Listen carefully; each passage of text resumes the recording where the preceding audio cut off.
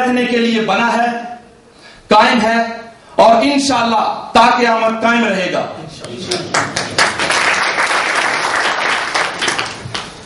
میں تیری محبت کی پناہوں میں ہوں ورنہ، میں تیری محبت کی پناہوں میں ہوں ورنہ دشمن تو ہمیشہ سے چالاک ہے میرا۔ میری زمین میرا آخری حوالہ ہے، میری زمین میرا آخری حوالہ ہے، میں رہوں نہ رہوں اس کو بار بار کر دے۔ اور میں اپنی تقریر کا آخری اختتام اس شعر پہ کرتا ہوں، اور یہ شعر ہمیں اس فکر کی طرف بھی انڈیکیٹ کرتا ہے کہ ہمارے ملک میں کیا ہو رہا ہے اور ہم نے آگے جا کے کیا بننا ہے اور ہم نے کیا کرنا ہے۔ ہم خون کی قسطیں تو بہت دے چکے لیکن، ہم خون کی قسطیں تو بہت دے چکے لیکن اے خاک وطن قرض ادا کیوں نہیں ہوتا، پاکستان پائندہ وطن۔ شکریہ رانا صاحب، خوبصورت انداز میں، بہت پیارے انداز میں آپ نے پاکستان کو یہاں پہ اجاگر کرنے کی کوشش کی۔ پاکستان انشاءاللہ قائم اور دائم رہے گا۔ میرے اگلے مہمان جو ہم جلدی سے اس پروگرام کو آگے وائنڈ اپ کی طرف لے کے جا رہے ہیں، اگلے مہمان جو ہیں وہ نور مسجد سے ان کا تعلق ہے۔ نور مسجد کے خادم ہیں اور یہ اپنی مسجد کی طرف سے اپنے ساتھیوں کی طرف کا ان کا موقف جو پیش کریں گے جناب طارق حسین صاحب۔ اسی پر طارق حسین۔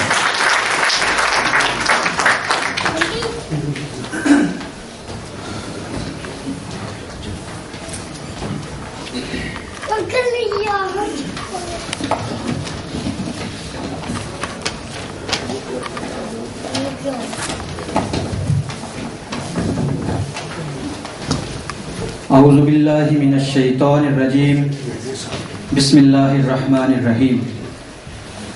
میرے عزیز ہم وطنوں، میری طرف سے آپ تمام سب احباب کو السلام علیکم۔ خدا نے آج تک اس قوم کی حالت نہیں بدلی، خدا نے آج تک اس قوم کی حالت نہیں بدلی، نہ ہو جس کو خیال خود اپنی حالت کے بدلنے کا۔ ایک ہیں ہم ایک ہیں، ایک ہیں ہم ایک ہیں، اس پرچم کے سائے تلے ہم ایک ہیں۔ بہت ہی خوش آئین بات ہے کہ آج ہم ایک پرچم کے سائے تلے اکٹھے ہوئے ہیں۔ اس بات کی بہت شدت سے ضرورت محسوس کی جا رہی تھی۔ ویانا کے کونے کونے میں یہ موضوع زیر بحث تھا کہ ویانا میں مقیم پاکستانیوں کو ایک پلیٹ فارم پر اکٹھا ہونا چاہیے۔ آج کا یہ اجتماع اسی سلسلے کی ایک کڑی ہے۔ مبارکباد کے مستحق ہیں کہ وہ لوگ میری مراد پاکستان کرکٹ کلب ہے کہ بہت کٹھن مراحل طے کرنے کے بعد وہ اس مقصد میں کامیاب ہوئے۔ پاکستان کرکٹ کلب والوں نے آج سے کچھ ماہ پہلے ویانا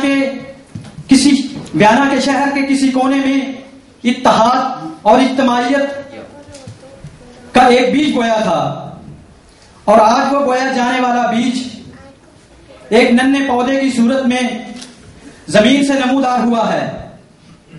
افواہوں کی دلدل نے اس بیج کو بہت دبانے کی کوشش کی، لیکن مجھے یقین ہے کہ جس طرح یہ بیج ایک چھوٹے پودے کی شکل میں زمین کی سطح سے اوپر ابھرا ہے،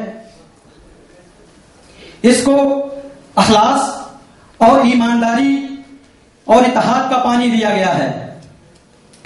اور میں یہ بات بھی بڑے وثوق سے کہتا ہوں کہ اگر اتحاد اور اجتماعیت کے اس پودے کو آئندہ بھی اخلاص اور ایمانداری کا پانی ملتا رہا تو آنے والے وقتوں میں یہ ایک تنوع درخت بن کر ہمارے سروں پہ سایہ کرے گا، اور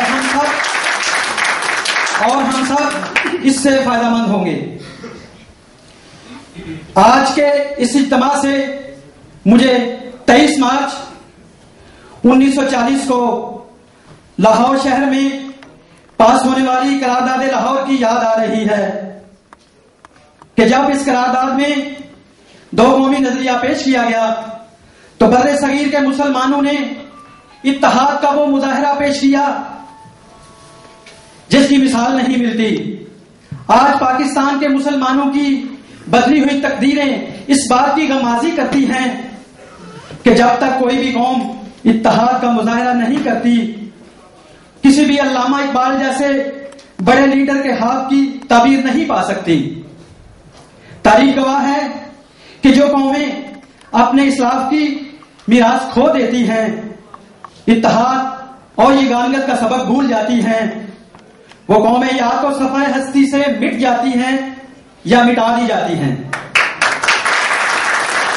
میرے دوستوں اور بھائیوں، دیار غیر میں پھر سے وہ سبق یاد کرنا ہے، وہ سبق جو سبق ہمارے قائد اعظم محمد علی جناح ہمیں دے کر گئے تھے. اس سبق کو پھر سے پڑھنے کی ضرورت محسوس کی جا رہی ہے. اس دیار غیر میں بھی ہم پاکستانیوں کی اپنی پہچان ہونی چاہیے، ہماری ایک شناخت ہونی چاہیے. اگر اس وقت ہم نے اتحاد اور یگانگت کا سبق بھلا دیا تو ہماری آنے والی نسل اپنی شناخت کھو دے گی. اور اگر آج ہم نے اس اہم مسئلے پر سوچ بچار نہ کی تو پھر پچھتاوے کے سوا کچھ ہاتھ نہیں آئے گا. ہمیں اپنے ذاتی اختلافات کو ایک طرف رکھتے ہوئے اجتماعی معاملات میں اتحاد کا مظاہرہ کرنا ہوگا.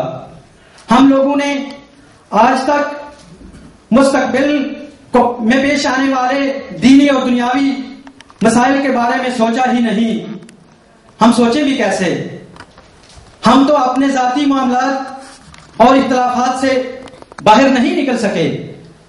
میرے ہم وطنوں، اگر ہم یہاں پر روزگار کے سلسلہ میں آ کر اپنے خاندانوں کو بھی ساتھ لے ہی آئے ہیں تو ہمیں اپنے بچوں کے آنے والے کل کی فکر کرنی ہے.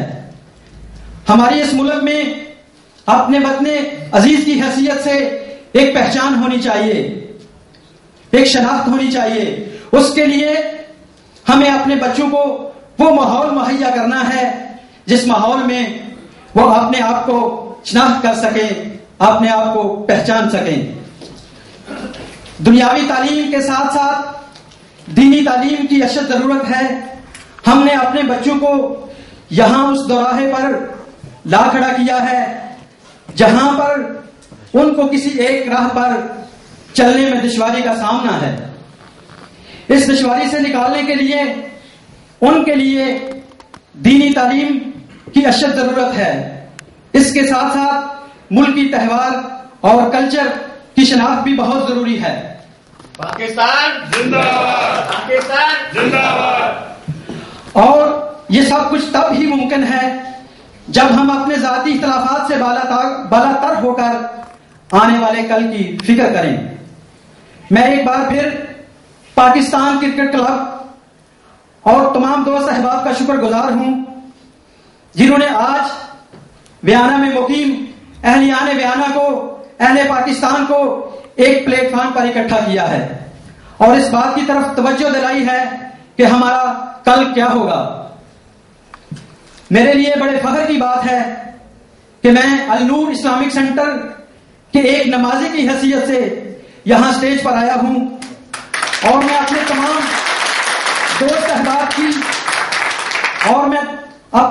دوست احباب کی طرف سے یقین دلاتا ہوں کہ پاکستانی کمیونٹی کے اچھے مستقبل کے لیے اٹھائے جانے والے ہر اچھے قدم پر ہم تعاون کریں گے.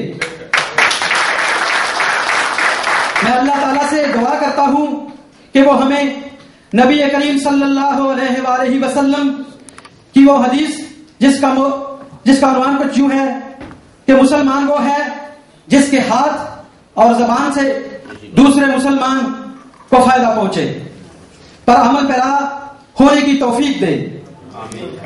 اور میں اللہ تعالیٰ سے یہ بھی دعا کرتا ہوں کہ اللہ کرے پاکستان کی کمیونٹی کے لیے اٹھایا جانے والا ہر قدم اخلاص پر مبنی ہو، اللہ تعالیٰ